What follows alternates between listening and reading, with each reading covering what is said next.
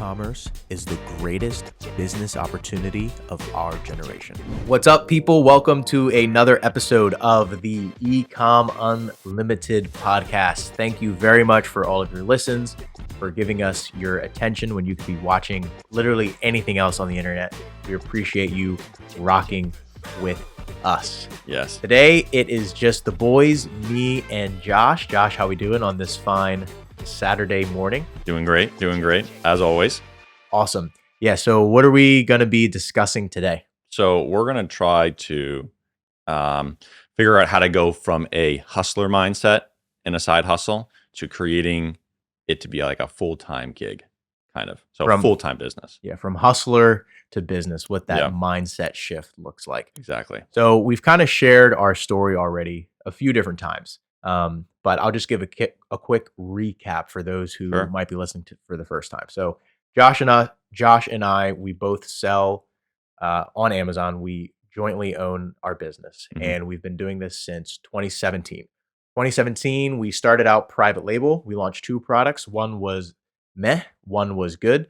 And then in 2020, end of 20 and beginning of 2021, we pivoted to retail arbitrage and online arbitrage. Went very aggressive with online arbitrage 21 through 22-ish.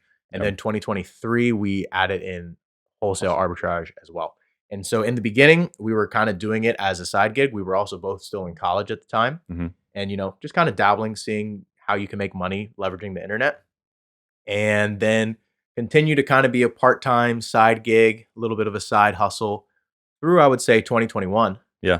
And then end of 2021 is when we were like, okay, we're going to take this to the next level and turn it into a business that we want to really, really scale. Yeah. So that's kind of our story. And maybe walk me through your mindset, Josh, as we were going through that and trying to figure out, what was that difference like from you from going from side hustle to turning it into like a business? Yeah. I think for us both in college, it was like a great way to still communicate, still be on the same page, and like what goals we wanted to accomplish and how we wanted to accomplish them. But we knew like ultimately like we wanted to take it to the next level, and we just weren't sure how to get there. And I think, coming out of college, for you, college was a little bit different for me. Right. I had 6 years, you had 4 years. Right. So you got out of college, you were in the workforce for a while before I even got into the workforce. Right.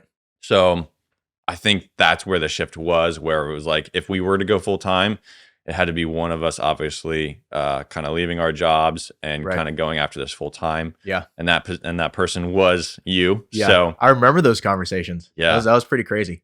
Yep. I also remember at like Ben's wedding, I was like, so when are you going full time? And you're like, dude, I started full time like 2 weeks ago. And I was like, oh, he's like, yeah. Yeah. So 2021, I guess the beginning of the fall in 2021 is when I quit my full-time job. Yeah. And I was still working there part-time, kind of just to help them transition and also still have income. Sure. Here's a funny absolutely. story. I remember, and we'll clip this. Sure. I remember the first time I gave myself a paycheck from the business. It was $500. I was like, this is awesome. And I wasn't doing any sort of cash flow management really at the time. I guess I was, but not as in-depth as I am now. And I remember the next week I had to write the check right back to the business. It's like, no. I paid myself $500 and then immediately had to return it. Like, well, we're getting there, but we're still hustlers. We're not. This isn't scaled yet. Right. Now, like, what made you like know that you wanted to do this? Yeah. So I mean, there's a lot that goes into that, but I think part of it was just timing. Yeah. Like, I'm still in my 20s, and then I was even in my early 20s, still young. Expenses are low, not married, don't have kids. And it's like, if there's a time to take the risk and just go for it, it's now. Right. And I always wanted, to see what I was able to do and figure out if I have what it takes to actually run and scale a business. So it's like, well, why not? Yeah. Now, how did your boss kind of, I know you still have like a very like close relationship with your boss. Like how did that dynamic go? Like when you knew like you wanted to leave? Like, yeah, I mean, I think he kind of saw it coming. Okay. Because he was always aware of what we were doing. Like I always told him about it, and everyone at my job knew I was selling bat houses. That's also true. Yeah. So it wasn't a surprise to him. Okay. But yeah, I mean, I just had an honest conversation. I was like, yeah, I think, the timing's right. And I told him at least like 3 months in advance, so we had time That's to really kind of nice. plan about it. Yeah. And then, like I said, I was full time, and then transitioned into being part time for like Mhm. 2 or 3 months, and then completely stopped after that. So yeah, Gotcha. it was good. Yeah, Yeah. And I know you guys are like mindsets are kind of like the same because yeah, like he obviously owned a gym and like exactly, you actually owned a business. So exactly. they had to match Yeah, up a little bit there. yeah. We were both small business owners at that point. Yeah. Yeah. That's really cool. That's awesome. What do you feel like is like your like main strength coming into this Amazon game? Like what did you feel like coming into the this kind of like not like we kind of knew what we were doing, but we kind Right. of didn't know what we were doing. Yeah. What were some things where you're like this is I can like work around this, but I Yeah. might need help with this. Well, that's the funny thing, and why, I'm so glad that we're partnered in this together. Yeah. And we've said this in multiple different settings, but there's no way I would be able to do this without you, and I there's no way know. you would be able to do it Yeah. without me. Like it's a such a great working partnership because, Seriously. and coming out of my previous job, I was a general manager of a small business of a gym, and so I got experience with operations and with managing people and just kind of the day to day. And I'm pretty decent on like the administrative side of things and moving, different pieces, connecting the dots. Yeah. So I would say my biggest strength from a business perspective is the operations and team leadership. Um, but in the Amazon, the biggest crux of the business is finding and buying good inventory. Yeah. And that's where you came into Yeah. play, That's where right? I came in. Because, Yeah. I can do that, and I still do that. I still source suppliers. I do some online arbitrage sourcing. I buy inventory. I place POs. Like I can do that, but it's not my biggest strength, Right. right? So that's like where that partnership came into play. Absolutely. Yeah. And then when we got into the business a little bit more, because I think we can kind of stay on this topic, like what did we do from, we go from the side hustle to the business. Yeah. How did we, when my sourcing started to decline because of more jobs and stuff, Right. how did we kind of overcome that Right. hurdle? And so what year did you graduate again? I graduated 2020. 2020. That's Yeah. right. Yeah, right in the middle of COVID. So that Yeah. was we still weren't I wasn't full time in the business yet. Right. We were still just doing the one private label product. Yeah, I started I my job like remember that 'cause December. we were talking about launching another private label product in the fall. Yeah, I We were know looking exactly at which one it yeah, was too. yep, it's We still have s it still yeah, we sitting in my still have garage. we still have a sample. Yeah. We were trying to figure out what to do. hmm We were trying to figure out what to do, and that was when I think you started finding more YouTube videos about retail arbitrage, right? I could have swore you started listening to Buy Box Bandits podcast, and then it kind of hooked us on that. I think you're right. Yeah. I think I started listening to Buy Box Bandits. Yeah. I don't even know you're how like, I oh, this is found kind Buy of Box cool. Bandits. I Yeah. was like, oh, Shout out yeah. Miles and Garrett and Yeah. Danny when he used to be on it, Absolutely. Or when he comes back on or when it. he comes back on it. Yeah. And then, yeah, you were watching some YouTube videos and then started doing retail arbitrage. hmm But even that, I mean, retail arbitrage is still, a hustle.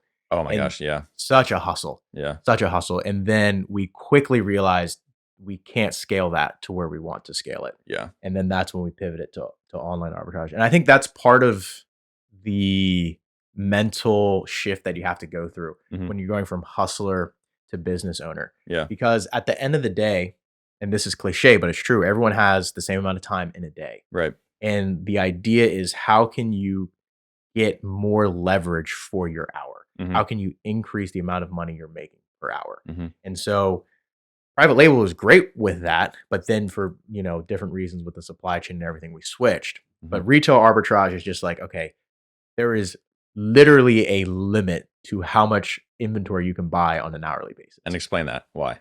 Because you have to drive to the store. So Yeah. that's just money down the drain already. You're not sourcing while you're driving. You're spending money on gas. There's depreciation on your vehicle. You are losing money as you are driving to the store. Yeah. And then when you're in the store, you don't even know if you're going to find something yet. Now, that's not always the case. If Sure. you build relationships with the store managers, it's very possible you can go into a store and actually know what you're going to buy. Right. But 100%. for most yeah. people, that's not the case. 100%. You don't even know if you're going to come out with inventory. Right. So it could be a good trip, or it could be terrible. terrible. But that's also sourcing in general with whatever sourcing you're doing. Sure. Absolutely. 100%. Right. But then there's always like, best case scenario is you go into a store and everything's profitable. We know that's never going to happen. Right. But you're always capped to how much inventory that store has. Yeah. Online arbitrage, okay, now it's what is available on the entire internet. Okay. Yeah. So you have way more access to inventory. more stores. And then wholesale, just keeps scaling up from there. Yeah. 100%. 100%. What are some other ways that we helped with that sourcing side? Like what other leverage should we use to help increase our sourcing ability? Yeah, and then another way you can leverage your time, right, is using technology and Yep. software. So we use tactical arbitrage for a little bit. That helped us find some products. Yep. Obviously, using tools like SellerAmp. I think we even used Inventory Lab for a little bit for sourcing when we were doing retail arbitrage. Mm-hmm. Yeah, leveraging technology is huge as Yeah, well. for sure. For Yep. sure. Yeah, that's a great way. Now let's kind of like go back into like the time segment, like trying to like buy back your time. And now you have a thing on Dan Martell's. Mm-hmm. I believe you read his book Yeah, on what is it, buy back your time, that's right? yeah, that's the name of the book. Yeah. Yeah. Kind of explain like that and what that kind of looks like in our business Mhm. and like what are some things that we did to buy back our own time. Yeah, and that's one of the most impactful business books I've read in terms of how I think about our business. Mm-hmm. Because a lot of people, and what he says is like a lot of people, especially when they're making hires, they make hires to either solve a problem or try and grow revenue, but they don't give themselves as the founder more time back to focus on the highest leverage activities. And so in your business, you can figure out, okay, what things can be outsourced, either first to software, right? Because it's always going to be cheaper to find a software that you pay 50 to $100 a month for Yeah. versus finding a person to do it. So first, if there's a software that can do it, buy that software, right? That's the first way you can buy back your time. Like, for example, repricing. If you're still manually repricing, Such a good technology. spend $25 on entry level Be Cool. Channel Max, I've heard good things about. There's Be Cool, there's Aura. Just buy a repricer. Yeah. Get some time back into your life. Because if you're spending half an hour every single day repricing manually, and let's just do the math real quick live. So we're saying 4 weeks and 5 days, right? So that's 20 days Mm-hmm. times 30 minutes. So you're spending 10 hours a month, give or take, repricing. Yeah. Which means if you were to buy a repricer, that then is actually about a $10 an hour activity, which if you are a business owner, you should value your time at more than $10 an hour. Yeah. And a repricer, it's actually going to be better than that because it's running all the time.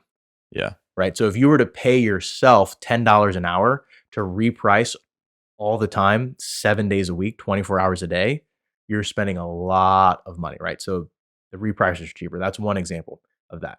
And then for me, so going back to the specific question, Can I just put in a story real quick about rib pricing? Please do. Because I remember it was funny. I was at work. I had just bought this like big doll. We shipped them out like probably 2 weeks. They checked in, and I was like, okay, awesome. They checked in. You sent me a notification, like just a heads up. They checked in, and man, the buy box just started just tanking aggressively. Yep. And I just remember like in between patients, just like lowering the price by like 5 cents. 5 minutes later, lowering the price by 5 cents. And we only bought like 5 or 6 units, but I'm like, I'm getting these units out profitably before this listing just goes to nothing. Yeah. And so you're at work, manually repricing it. Oh, I was terrible. Oh gosh.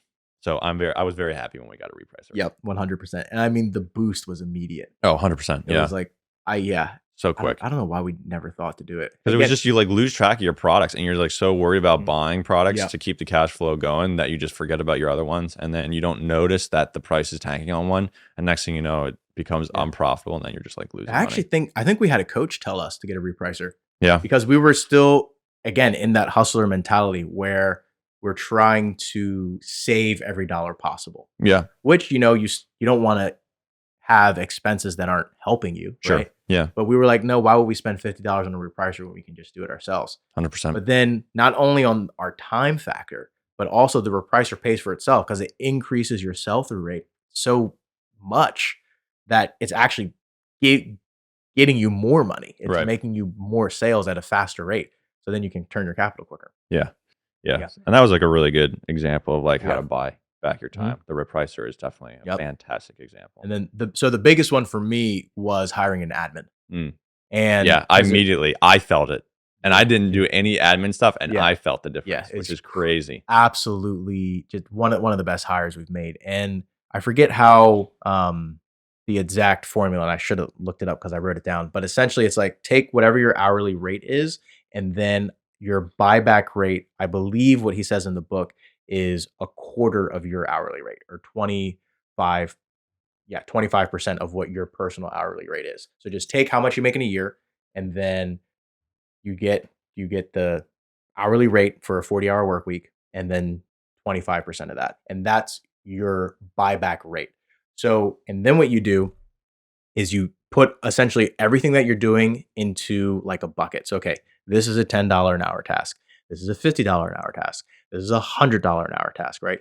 So, me sending, replying to customer messages from people who bought something and they have a question about it, that is a low level task. That is not growing the business, but it still needs to be done. Mhm. And then on the other side of the scale, high level tasks is me sourcing for brands to outreach for and going into our repricer and adjusting things. Now, obviously, the repricer is still doing things, but those are activities that are growing the business and making sure that inventory is selling. So I want to make sure that anything that is a low value task, essentially, like something that's not growing the business but needs to be done, is I'm not doing it. Okay. And Yeah. anything that's being done over and over again, that is simple and can be done by that. So then I was like, okay, this is what I'm making. This is what my buyback rate is. I need to hire an admin because I can get this time back to then focus on things that are going to grow the business. And not only is it going to help you grow the business, but it also relieves so much stress. Yeah. So much stress, so much pressure. I'm able to get through my to-do list, not look at these other things and they're getting done. It's just awesome. So that was one of the biggest switches I had to make because again, we already had two sourcers at that point. So I'm like, I don't really want to bring on a third person because we can keep payroll low. Mhm. But that was a shift I had to make. It was like, I need to focus on getting time back into my schedule so I can actually focus on growing the business and not just kind of trying to hold it together. Yeah. Mhm. Yeah. That's really good. Yeah. And that's hard for a lot of people because I get it, especially when you're scaling. It's like you want to plow back as much money as you can back into inventory because that you got to buy more inventory to grow. But on the flip side of that, if you can think about taking a little bit of that profit, you're still investing it back into the business. You're just not investing it into inventory. Yeah. So investing it into a hire that's going to give you more time back into your schedule to then go source is huge. And I was just having this conversation with someone the other day. It's like he's kind of been in this place of he'll buy a lot of inventory and then he preps it himself and ships it out, which is great because he's not paying a prep fee. But then his sourcing rhythm is just, it's not consistent because he's like sourcing for a couple days, but then he has to spend 2 to 3 days packing and shipping. It's like, dude, get a prep center. Yeah. Your time, if you had enough time to do both, great, Cool. but you don't. Which means you need to focus on the highest value activity, which is sourcing and buying, not prepping. Why? Because you can outsource prepping for $1.50 to $2 a unit like that. Yeah. So get a prep center, outsource that. Yes, you're going to incur some higher fees, but it's going to help you actually grow because then you can source and buy more. Yeah. And that's exactly that's the difference between a side hustle and a business. 100%. Yeah. And it's like just not sustainable. Like you're just going to burn out. And then next thing you know, you're not going to be buying as much. Exactly. Next month after that, you're not going to be buying anything. And then it's going to be over. And you thought it was just too hard to do it rather than trying to leverage your time in the correct way to get the maximum output possible. Exactly. Yep. And you're going to hit a cap because one person can only do so much. Yeah. Yeah. You need to have a team. Yeah. Yep. And I think that was I think that was the difference between OA and wholesale for us. Like that mind shift set where it's like, all right, maybe let's dial back some of like the OA spend so we can go after some of these other maybe cooler offers. And they might be like, that might make us less money in the short term, but like over time, they could create us even more money once we like build the relationship, get a couple orders under our belt and all that kind of stuff. Yeah. Yeah. I think another big shift for us going from like the hustler mentality to business owner, and again, it's a spectrum. It's not like black and white, but was thinking long term. Yeah. And because we started having those discussions a lot more, like where do we want this to be in 5 years? Because like now we know we're committed. Yeah. We've moved past side hustle, but thinking how are we growing this to build not just something that puts profit in our pocket, but also has structural integrity, has a good org chart, has enterprise value, That's something. And then with Amazon, obviously, then that also means prioritizing account health. Oh Like yeah, 100%. stopping risking like a quick $100 in profit Yeah, when we know that there's potential for an IP complaint, and just like 100%. we're not even going there because Yeah, we want to have this account be good for 5, 10 plus years. 100%. Not worth it. Yeah, and that's almost looking like it's almost like you have to look for like the hard money rather than the easy money. As soon as you start looking for the easy money, man, your business can really go downhill. And I remember there was a time where we looked for easy money, and we started getting dings on our account, and we were like, all right, we got to take a step back. This isn't Yeah. the right way to do things. Yeah. Let's pivot here Yep. and correct it, and we did. Yeah. Yeah. So talk about that a little more. What do you mean by hard money versus easy money? Yeah, it's like, I mean, I think one example would be, at least in the Amazon FBA space, would be finding somewhat like a product from a legitimate source, whether that be like Walgreens, Nike, etc. Or you could buy it on eBay and it might be close to expiration date. It might be, an open box. It might not be new. Buying those products from eBay and then sending them to Amazon, they're just going to get you in trouble. It's not even worth the hassle. And that's where looking for that, maybe taking a little bit more time to source your inventory correctly would be way more beneficial for your business rather than taking the easy route where it might not take as much time or you don't have to put in as much effort to find those products. Yeah, no, that's great. And I mean, yeah, we've definitely taken some easy money. We've taken some easy money. Sometimes it comes back to bite you. It does. And Yeah. it can come back to bite you. Yeah, that's great. And I mean, with wholesale, it's similar too, right? Even just thinking about making sure the supply chain is legit and not being afraid to ask suppliers questions about where and how they got it. Yeah. And yeah, I mean, that's come to bite us too. And I think when we were first starting wholesale, at least for me, I didn't put as much thought into it. I just was like, oh, if they're wholesaling, they have to be legit. So Yeah. just buy it. Well, we But just that's didn't know. not the case. Right. Yeah. We just didn't know. They're sketchy wholesalers the same way they are sketchy websites. Well, no, it's funny. I was talking to a guy on Twitter like a couple of days about that. He was like, why would you not take a product when it's like 40% ROI and it's coming from a wholesaler? I was like, well, you got to figure out where they got the product. They could be getting it from China. There's so many good products from China coming over that looks Fakes. so real. Yeah, fakes. Yeah. That just looks so good and so real that, even the average person can't really tell. Right. But it's like using the product, you can tell, but not just looking at like the case. And then a bunch of returns and complaints are going to come in, Yep. and then you'll get dings on your account health because of the complaint rate. Yep. And then Amazon will do an inspection, and then you're done. Yeah, and you're toast. I mean, we had one of our friends got his account held up for something ridiculous. Yeah. A little bit. He wasn't going for easy money, Right. But it just so happens. happened that where his account just got held up, and man, there was a lot of money in there. Yep. Yeah. And it can happen. So you definitely, and especially because right now it's February 2024. I would say since the summer of 2023, Amazon has made a huge shift in cracking down on counterfeit stuff, making sure that the supply chain is good. Like even before with ungating, it used to be like you can still get ungated if you're, putting in an invoice from a legit website that they accept or from a legit wholesaler. But I've seen it just with us because we've gotten regated on stuff, and Yeah. I've submitted invoices, and they're like, "We want your supplier's supplier," and I'm like, "Oh my goodness gracious!" It's like Yeah. they're just really been cracking down because there was that big thing where it was like essentially a stolen goods cartel, I guess. Oh, just probably reselling on. Yeah. And that's then they were crazy. targeting Amazon sellers, so they were stealing goods and then selling them in Telegram chats to Amazon sellers, and everyone's like, "Oh my gosh, 40, 50% ROI. This is amazing." No. Nope.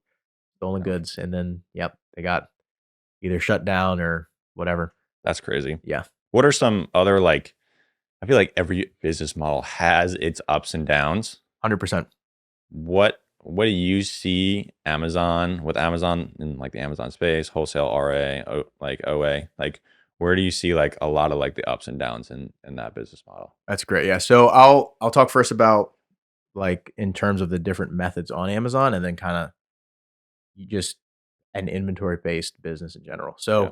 retail arbitrage, you can have a lot higher ROI, Mhm. but you're putting in a lot of sweat equity. You have to physically go, and you may or may not find something. And you're spent obviously things we talked about before, but you can have higher ROI, but you're gonna have to put in more effort.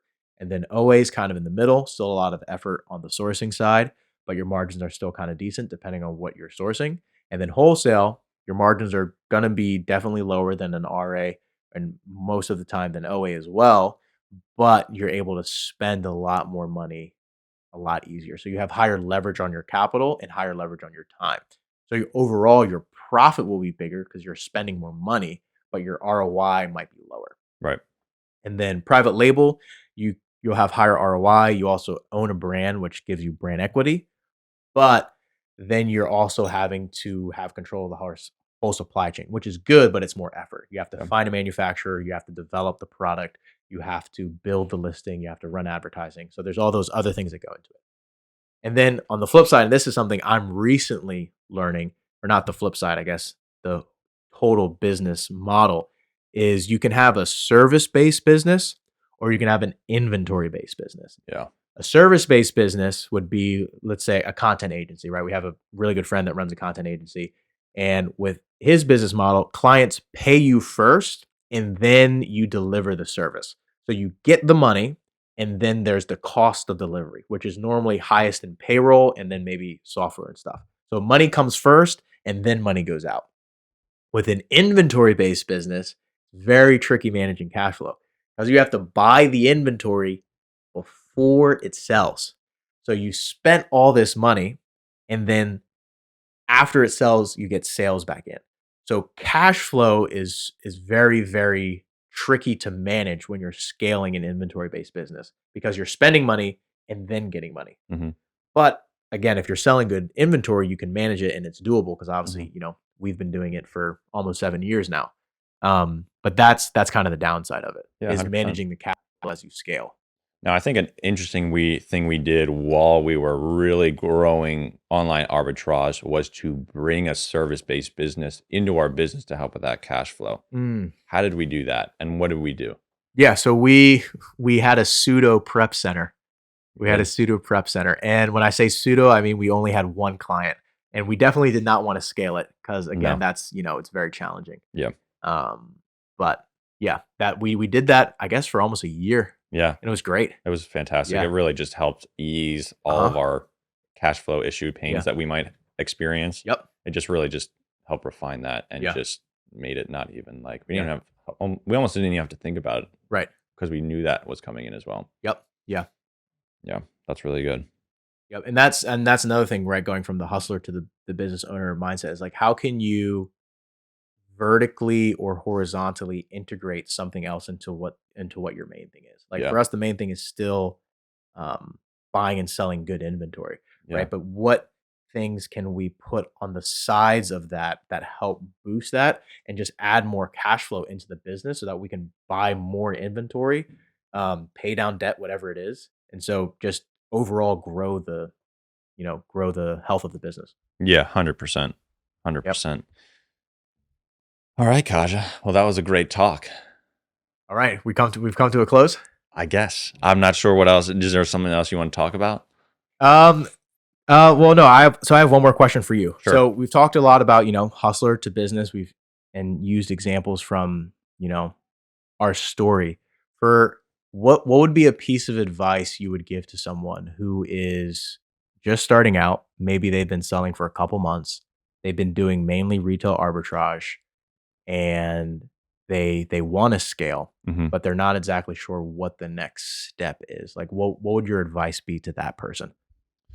That's a good question. I think I would figure out like where you wanted, like where the final goal would be. It's like if you had, 2K of profit each month, would you be happy? Is that 4? Is it 6? And then from there, kind of backtrack from there. It's like, okay, well, if I'm looking for, 6K profit per month, I need to be spending X amount of money to get me there. Right. So I would reverse kind of engineer that and then pick that business model which you think you could complete that task without burning out.